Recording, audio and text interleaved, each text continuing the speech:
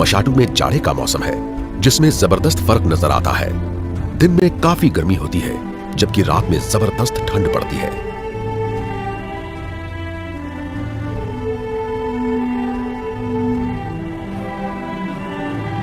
अभी जमीन सूखी और बंजर है। जिंदा रहने के लिए टेम्बा को अपने परिवार पर पूरा जोर डालकर रोज छांव, खाना और पानी की तलाश में कई किलोमीटर का सफर तय करना होगा। ये झुलसते सवाना में लगातार आगे बढ़ते रहते हैं। एक जगह पर रहने से वहां मौजूद खाना जल्दी खत्म हो जाएगा, लेकिन पानी के पास रहने से झुंड के छोटे बच्चे शिकारी जीवों की चपेट में आ सकते हैं।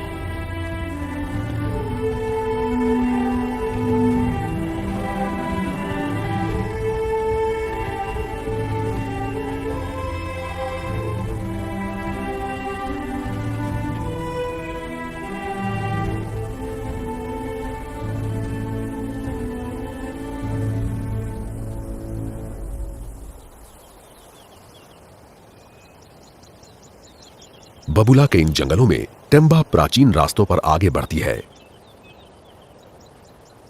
ये पानी तक पहुंचने का रास्ता ढूंढने के लिए हाथियों की पीढ़ी दर पीढ़ी चली आ रही जानकारियों का इस्तेमाल कर रही है।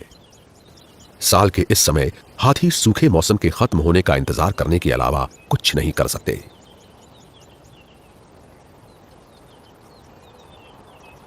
दिन की गर्मी में ये झाड़ीदार जंगलों में ही रहकर वहां मौजूद चीजों से पेट भरते हैं और गर्मी थोड़ी कम होने पर ही छांव से बाहर आकर खाना ढूंढने की कोशिश करेंगे।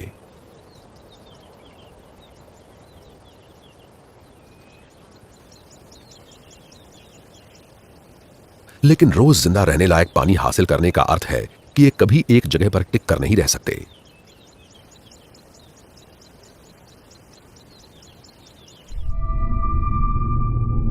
मशाटू रिजर्व अफ्रीका की दो बड़ी नदियों शाशे और लिम्पोपो से घिरा हुआ है। किसी जमाने में इन दोनों नदियों के बीच की जमीन पर हाथियों के बहुत बड़े बड़े झुंड घूमते थे, लेकिन इंसान ने हाथी दांत की अपनी बेरहम चाहत के लिए इन शांत जीवों को लगभग खत्म कर दिया था। हाथियों के कुछ गिने चुने परिवार ही यहां से भागकर खुद को बचा पाए।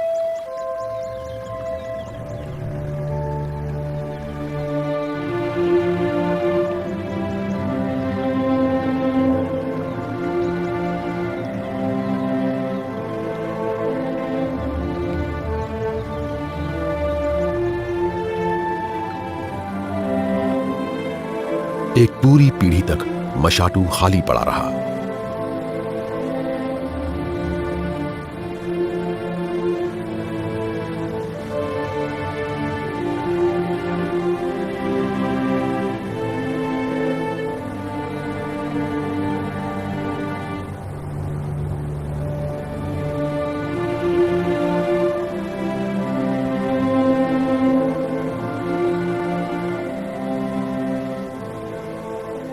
लेकिन आज मशाटू ऐसा बेजान इलाका नहीं है जहां सिर्फ आतंक और मौत की खौफनाक यादें मौजूद हों। अब ये 44,500 हेक्टेयर के झाड़ीदार जंगलों वाली एक वाइल्ड लाइफ सेंचुरी है।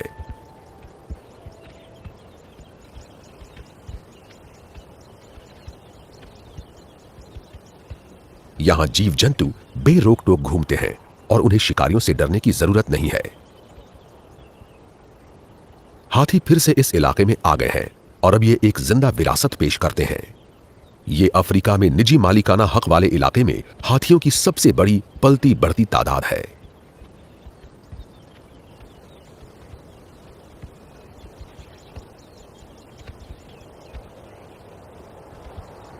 अब मशाटू में आजाद घूमने वाले झुंडों में हाथियों की तादाद 100 तक हो सकती है।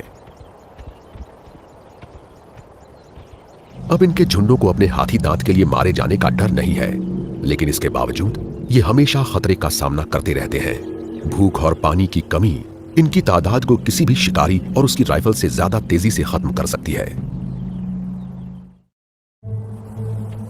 आज मशाटू की सरजमी हाथियों के बड़े बड़े झुंडों को उन शिकारियों से सुरक्षित रखती है जो पहले हाथी दांत के लिए शिकार करते थे। लेकिन यहां एक कुदरती ताकत इनके अस्तित्व के लिए खतरा बनी रहती है। ज्यादा समय तक कायम रहने वाले सूखे और गर्म मौसम में अगर यहाँ के हाथी खाने और पानी के भरोसेमंद स्रोत नहीं ढूंढ पाए तो उनकी पूरी तादाद तबाह हो सकती है। मशाटू में सूखा मौसम अपने चरम पर है। धरती पर हरियाली लगभग खत्म हो चुकी है और गर्म हवा में उड़ने वाली धूल के गुबार बची खुची झाड़ियों को भी और ज्यादा सुखा देते हैं। मशाटू के शाकाहारी जीवों के लिए हालात बहुत खराब है। हाथियों के हर झुंड की अगुवाई सबसे बुजुर्ग और भरोसेमंद मादा करती है।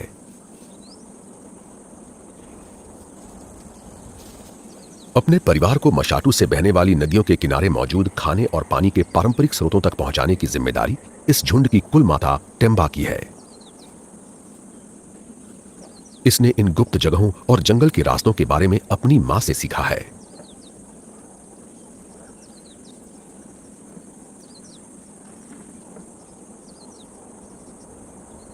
लेकिन आज इतनी गर्मी है कि झुंड को धीरे धीरे नदी की ओर बढ़ते रहने देने के अलावा और कुछ नहीं किया जा सकता। ये बीच बीच में यहां वहां चरते रहते हैं और टेम्बा इन्हें लगातार आगे बढ़ने को कहती रहती है।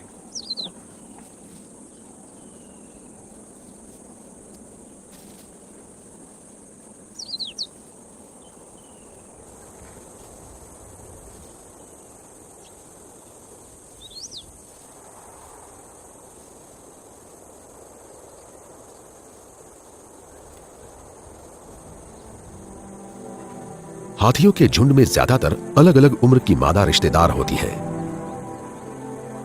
झुंड के अस्तित्व के लिए हर सदस्य बहुत अहमियत रखता है। इस समूह में सबसे छोटे बच्चे अपनी मां के ज्यादा से ज्यादा करीब रहते हैं, जबकि टेम्बा की बहनें, बेटियां और भतीजियां थोड़े बड़े बच्चों को काबू में रखने और उनकी हिफाजत करने में मदद करती है। एलो मदर ऐसी हथनियों को कहा जाता है जिनके अपने बच्चे नहीं होते। उन्हें झुंड के सबसे छोटे बच्चों की देखभाल की जिम्मेदारी सौंपी जाती है। इससे माओं को चरने का मौका मिल जाता है ताकि वो अपने बच्चों को पौष्टिक दूध उपलब्ध करा सकें।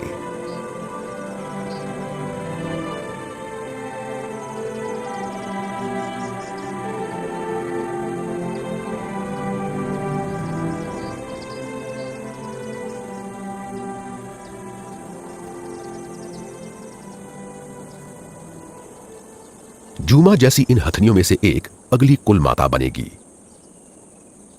इसकी ट्रेनिंग असल में टेम्बा की देखरेख में बिताई गई पूरी जिंदगी में हासिल अनुभवों का भंडार है।